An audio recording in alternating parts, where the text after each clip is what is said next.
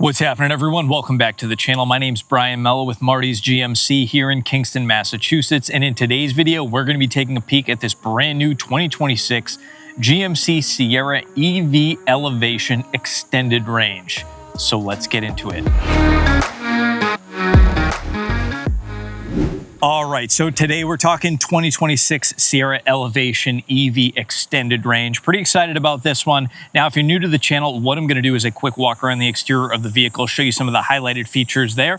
Once we are done with that, I'm gonna put the window sticker up on the screen so you can take a better look at it. And then, of course, we're gonna go over the interior as well. Now, I do always like to kick things off with the key fob. So you can see we've got our lock or unlock, remote start, drop the tailgate, raise the tailgate, open the front, close the front, panic button, GMC branding there on the back. Now, MSRP on this vehicle, $73,195, finished in Summit White. You've got the dark interior, basically jet black, just they rebranded it with a different name. 645 horsepower, 765 pound-feet of torque, and you will get 410 miles of range out of this thing, which is quite impressive.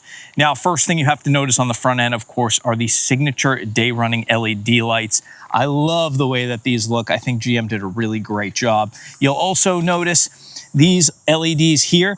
When you plug this vehicle into charge, you will see charging indicators, so it will light up and go up, and as it charges, these will fill.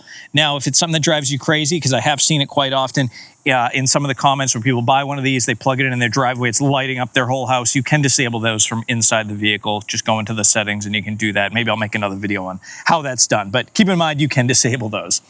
Down low, we've got our fog lights. You'll also notice we've got our front parking sensors. And then underneath right here, we've got our front camera to the HD surround vision camera system. And then we've got our blacked out grille with the GMC branding across the center. Now I'm gonna go ahead and tap this little button here right under the camera. And that is going to pop open the frunk. Yes, I could have done that on the key fob as well, but there's a button, so let's use the button. In here, you can see how much space you have in the frunk. You can see we've got some cup holders. So if you're gonna go ahead, maybe you're tailgating, you have a place to put some beers. Let's be honest, that's what's gonna be there. You've got your charging cables right here as well. And you have a 120 volt outlet. I'm gonna go ahead and tap that button. Go ahead and drop her down. And let's take a look at our wheels first. So we're gonna get down here. This is an 18-inch wheel and it is wrapped in a 265/70 18 Bridgestone Alenza tire. All-season tire, nothing crazy to write home about, but it is a very smooth, comfortable ride. You can also see we've got the blacked out 18s with the machining as well on the outside, and these are an 8-lug wheel. A little bit added weight on these EVs, so you're gonna need that 8-lug setup. I'm gonna see if I can get the entire truck side profile. I can back up just enough. She is a beauty. Lots of blacked out accents.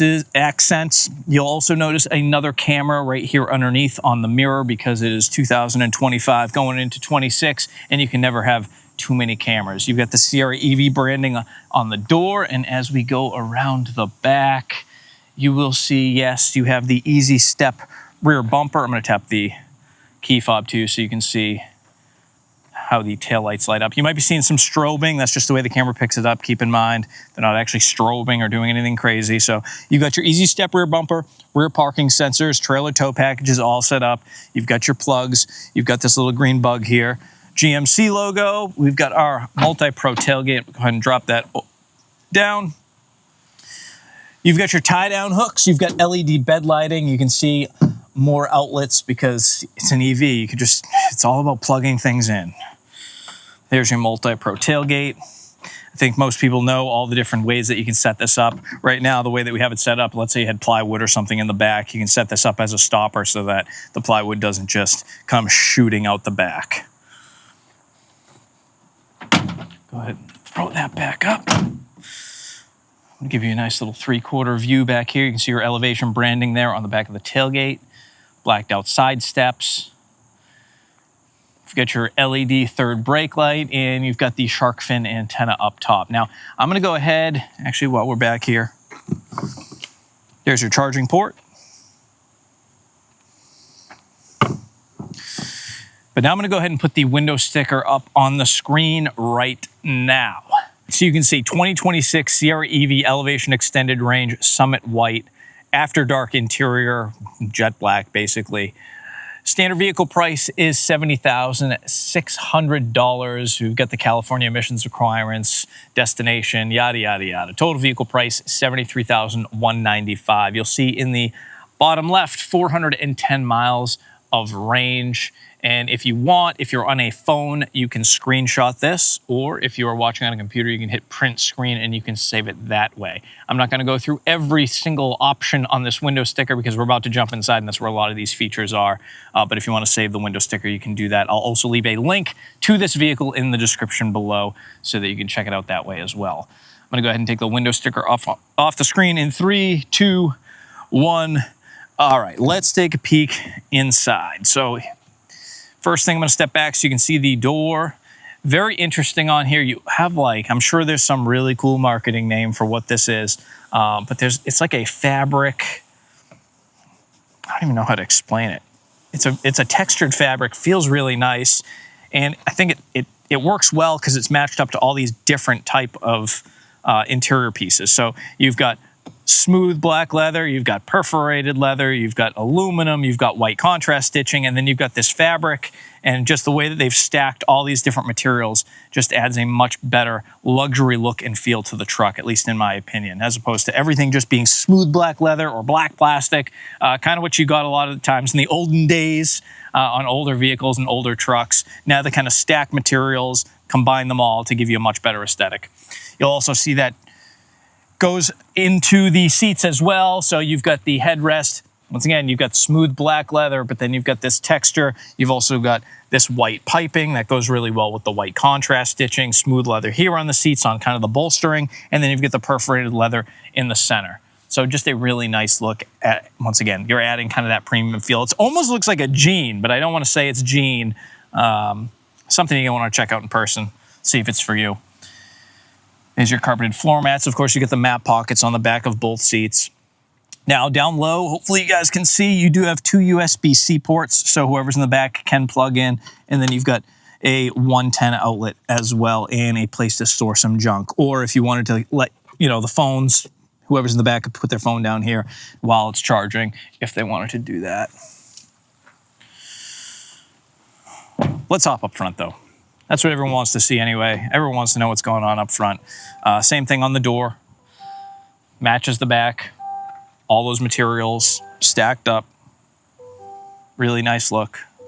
Love the seats. I think that might be my favorite part. All right. Now, you're probably going to hear me say, once again, it's just the stacked interior materials. It just looks so good. So much better than some of the older trucks. You can see it here. Once again, you've got your leather up top. You've got the contrast stitching, breaking it up. Then you've got that cloth. You've got some piano black. It just really adds a nice aesthetic. It looks and feels really good in here. Now, I am going to go through things relatively quickly, and I'm not going to go over every single detail because we would be in here until sometime tomorrow. So if there's something else that you want or some other detail that I didn't highlight, by all means, leave a comment and I will try and make sure to incorporate it in my next video. But over here on the left, you've got your power windows, you've got your power mirror controls, your power door locks. Over here on the dash, we've got our electronic parking brake. We've got our lane departure warning. We can open the frunk. We can drop the tailgate. We've got our gauge cluster brightness, and then we've got our trailer brake controller. Up here on the steering wheel, we've got our cruise control, forward collision alert. You've got your regen paddle, so if you want to put a little more juice into that battery when you're slowing down, you can give that a squeeze, and that is going to allow you to brake a lot faster, in addition to sending power back to the battery, which is always a bonus. Right side of the steering wheel, we've got our heated steering wheel, we've got our Bluetooth hands-free controls, and then this little button might be one of my favorites. If I look at the digital gauge cluster, you're going to see if I tap this, it is going to change the layout. And of course it goes, this is my favorite layout. So it will change the layout of the gauge cluster. The reason I say this is my favorite one is because it puts your maps display right here in front of you so that you don't have to look over at the other display. I think it's a really nice feature. It's like I said, my favorite display by far. However, if that one's not for you, you can always tap that again and you can go to your different display settings. Definitely something that you want to mess around with when you test drive one of these and see which one you like the most, because this is what you're staring at all the time while you're driving. So you can also customize this in different ways. Once again, something that you're definitely going to want to play with when you take one of these for a test drive. That brings us over here to the right, which is our giant vertically oriented touch display. This thing is basically a full computer inside your vehicle. So you have your My GMC connectivity, you have Google Assistant, you have the Google Play Store, you have Amazon Alexa, you have Apple CarPlay. Actually, did they get rid of, this one does not have Apple CarPlay. I lied. I'm just so used to saying Apple CarPlay and Android Auto. The reason that they no longer do that is because you can actually just download all the apps directly to the system. So you don't really need it. And yes, you can still pair your phone up. So not really a big deal. Now, if I go up here and I hit that button, that is going to split the display. It's going to give me 3 different sections. I can customize these sections however I want. Tap this little pencil button and I can do it, let's go ahead and throw drive modes down there. You'll see the hammer of Thor. If you tap the hammer of Thor, it's going to increase the torque in the truck, which is nice. So if you really want to pass someone, they're driving you crazy, go ahead and activate the hammer of Thor. I'm going to go back, hit the home button. You can see your climate control. You can see your Wi-Fi hotspot. The maps display looks really great on here. Let's see. I guess I can show you the maps display. We'll review the privacy. We'll go next. We'll go to the map. So there's your map. I never use this map because once the destination is put in, I usually go back to like my music or the split display, and then I use the map right here. That's just me. Of course, you can set it up in whatever makes you happy. You'll also notice some other icons down here, like this one. There is your one-pedal driving. I love one-pedal driving. If you hate it, you can turn it off, but you're crazy if you hate it. Use one-pedal driving. It takes a little while to get used to, but it's phenomenal. You can also make sure the vehicle stays on because, as you can see, there's no start-stop button. So when you get out, it knows, and it will just turn itself off. So if you hopped out and you needed the vehicle to stay on, you can hit this button and the vehicle will stay on. It's going to tell you, give you a little thing, hit OK. You can also turn the vehicle off if you need to. You get your lighting controls down here. Most likely you're going to keep those in auto. If you hit this button, it's going to give you even more controls. There are so many settings to mess around with in this thing that we could do this forever. Now, if you use the navigation, you put something in, it is going to route you, and it's going to take into account how much battery life, and it will navigate you to any charging stations along the way. So if it knows you're doing a 3-hour drive and it knows you're going to have to stop somewhere, it's going to actually route and add the charging station into the calculation, and it's going to bring you there, make your life a little bit easier that way. Go here to the audio. I like showing how Sirius XM, just turn it all down. Let's go to Sirius XM. I like the way that they have all the channels laid out on here. I think it's a really nice layout. Of course, you can save all of these so that they're quick and easy to get to. Go back home. You can see your vehicle status. You can go here and hit your drive modes.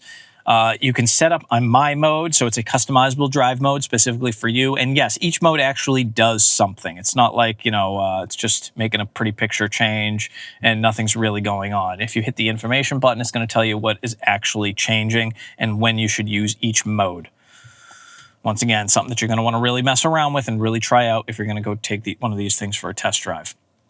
I'm going to go back to the home screen.